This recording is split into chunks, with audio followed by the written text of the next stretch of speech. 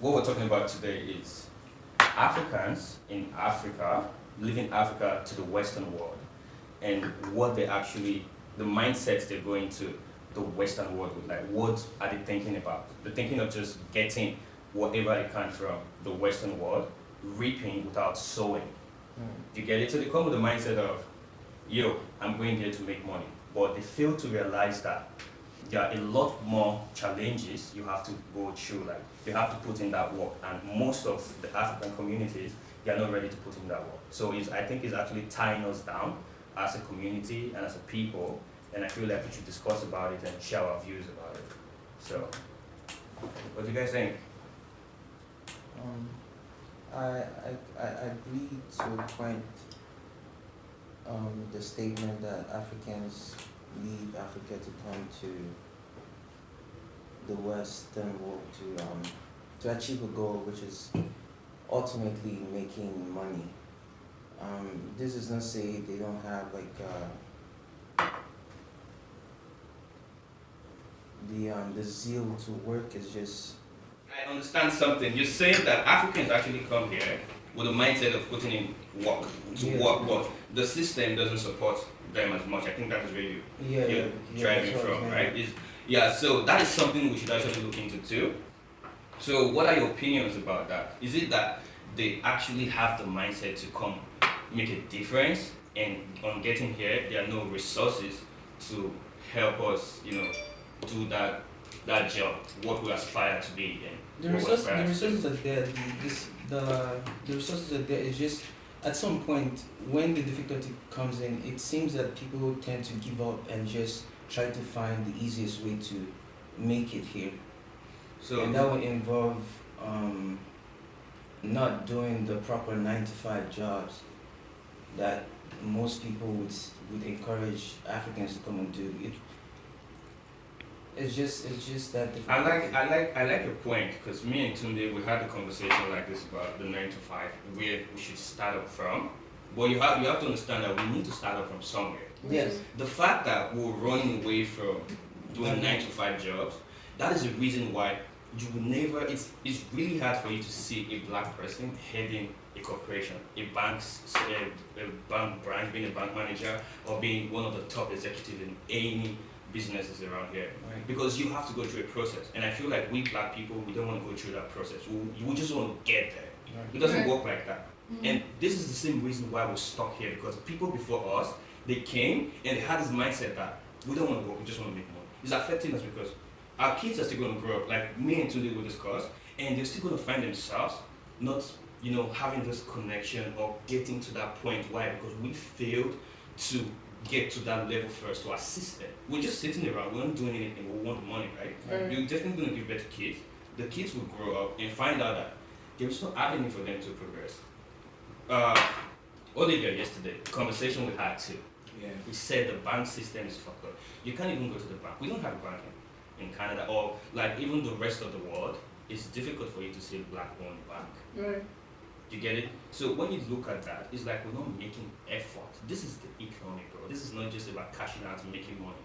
If you don't work to build your own civilization for your people, the money is not. It's just a piece of it. We need structures for Right. ourselves and our people.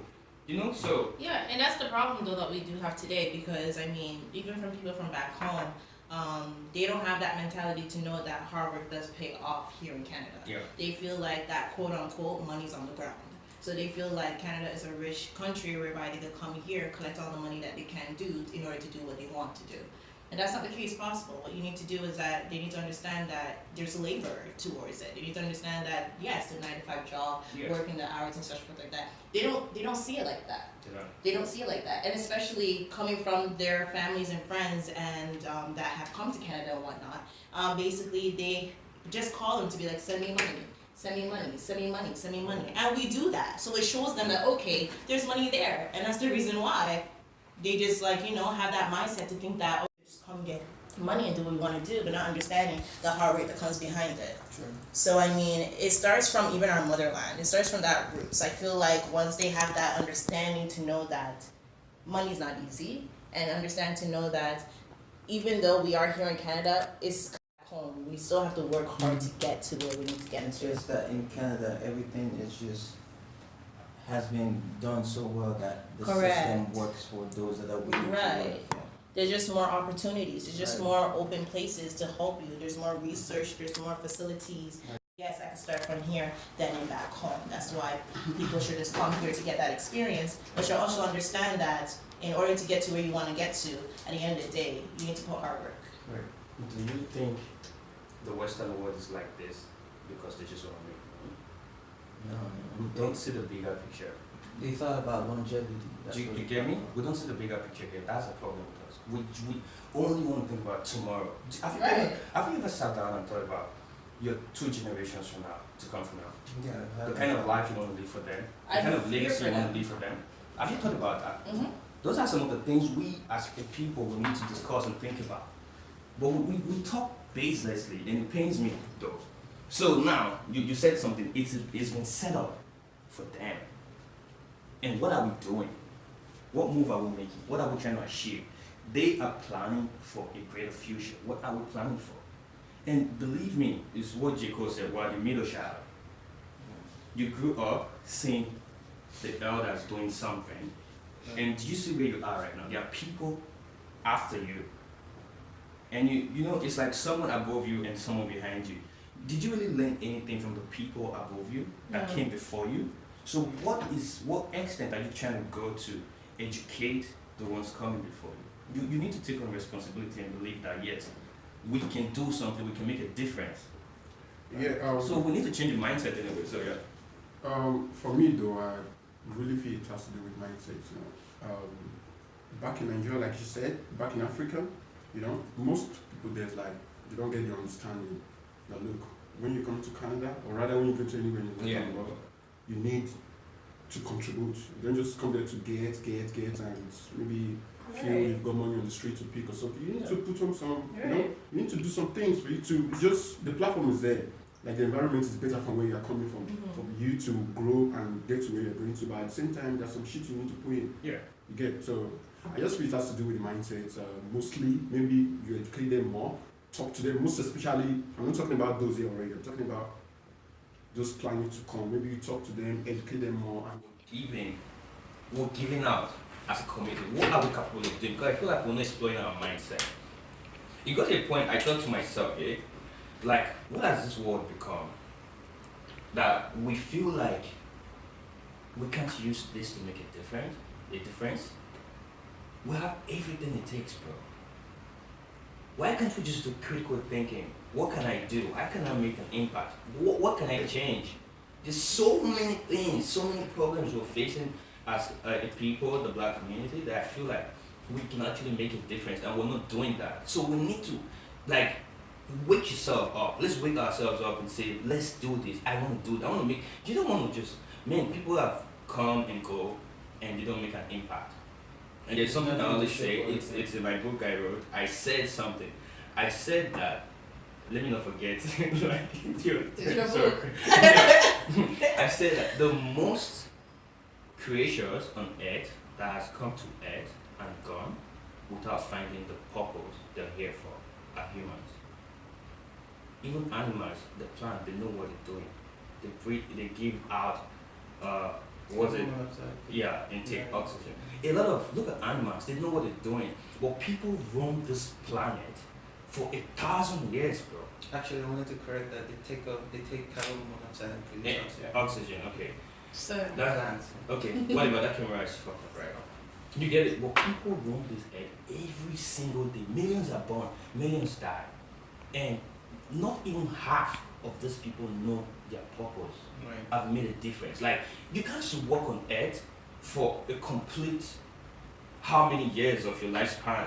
You can't figure out what you want to do. You don't want to make at least a little bit of difference, bro. Every single day counts. I know it's a hustle. We have to work, we have to pay bills. But that little thing counts. We need to do that. True. Then again, the aspect of slavery. We talked about it. I think we have a lot of conversations though. Yeah. We have a lot of conversations behind the scenes. Like, over 250 years has gone slavery. We're still complaining about it. Same thing Karen said. I'm not saying it's our fault or whatever it is, but I feel like after that situation, we have to understand that they gained 250 years of an input, everything from agriculture to infrastructures to the economy and everything. And now we're free. Trust me, we're free compared to our forefathers, the people that we captured. You think You we're can- free? Bro, we're free compared to when we're in chains. Okay. I'm not talking about being free, like free, but when you place 250 or 80 years Compared to ago now. compared to now, Yeah. you're free, bro. You can sit and talk freely. The freedom's there. You can sit on a bus with whatever culture and all that. Bro, we're free, bro. And we're not making we're not trying as hard as we can to recover those years back. If it was some other person, we're gonna work hard. We lost doing there's something. Yeah, sorry, but to me, I feel we are not free. You understand? You said we're free. Yesterday we were talking about UK and some other country. You know, Yeah. with some country that gave independence to Yeah. in Africa, you know. I think somebody said Oliver, right? Was talking about 14 countries, Yeah. about France. Oh yeah. You That's a understand? nice point. Okay. You get so now, fine, we've gotten our independence, but the point is that we're still not independent yet. You Yeah. understand? Yeah. You get 14 countries, like you said yesterday, France. Okay, those 14 countries, and you tell them, look, you can go. But at the end of the day, before you go, there are some agreements you need to sign. Yeah. And these agreements, any products or whatever coming from your country that you want to sell out, you need to give us first. So now, if we don't need it, then we tell you to give it to other countries. So what kind of freedom is that? That conversation, it was a nice one yesterday, but trust me, I wouldn't want to bring it live. You know why? I believe in recession. We Yeah. talked about it, it made sense. But before we talk about that conversation live, I think it's something we should research about. No, I'm not talking about that conversation. I'm talking Yeah. about the freedom. The whether you say freedom, those are okay, free, but okay. to me, I don't really think we're free that way. You know, Okay. it's just like maybe deceiving us with the freedom. Although we understand that slavery is done 250 years ago, but still, Yeah. we still complaining about the same thing. Mm.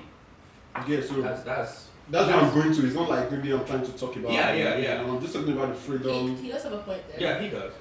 But there's one thing that my dad has told me before. How long should you wait until you are satisfied? Meaning, how long? Meaning, like, I how love how that. long will you wait until you see the free in order for you to make a difference? Yeah, so you don't You necessarily don't need to wait. Yeah. Yeah. Exactly. Make So it don't move, wait right? to be like, now that we're free, now I can make a difference. No, because the freedom has been improving over those years. Yeah, So take yeah. advantage to do something until we get to that destination whereby it's like, yes, we're That's what finally I'm here. saying. You know? See, Right. it's about what can you do? How little the input you can Impacts put, you can no have. matter how Right. little, push it, bro. Yes, independence in Africa, some countries are 60 years old now, for something years old and all that. But we're still under slavery. Because Africa, bro, do you know that it's not just the slavery that happened outside of Africa, the US, the Arab, and the rest of it? Even within Look Africa. at Libya, for example. No one is being held accountable for what is happening in Libya right now. Mhm. People are still dying. People are being enslaved. And it's like, we're cool with it. And yet we still talk about slavery in the US and the rest of the world. I think we're our own problems though. Like, we need to change our mindset. Boils down to what you said the other time. That's just my We point. need Is the to change our mindset. Mindset. I think one of the key areas to do that is to re-educate ourselves of like our values and what the core goal should be. And in as much as people keep talking about slavery, I think that should continue to go on, but like don't dwell too much on it and just take the lessons that you gained from Yeah. the slavery topic and then just push forward to establish something that Let it be the that's drive. yeah. Let it be the drive. Let's not be pain anymore. It should be the drive to creating something new, something extraordinary, right? Because, yeah, I felt like, personally, the whole Black History Month, I know it doesn't really have anything to do with Black people in Africa. It's usually like the African Americans, because they say they faced the trauma and all that. But best believe, people in Africa faced it too. Do you know what it is to because lose a it was brother? recorded, that's why. In Yeah. Africa, no one recorded the slave Yeah. masters and the rest of. I mean, there's not much records. Yeah, but not much, in the US, yeah. people kept record of like things that were going on there. That's why it's so pronounced. Right. And do you know that they said from research, Black people sold their kinds anyways. Yeah. So because the explorers coming from the rest of the world, they didn't really know how to maneuver the African forest. And all I that. believe that. So they believe that. Yeah. So the best way to go was to liaise with some other black people, Okay. bring slaves, and pay you in Yeah. return. You get this, in return you get it. So it was a war, and someone quoted the black people to that it was still like a process of civilization, right? That we had the same skin, but yet we spoke different languages. So we didn't really see ourselves as one. as As one one. yet. So it was like during war, we captured these slaves. So right. So they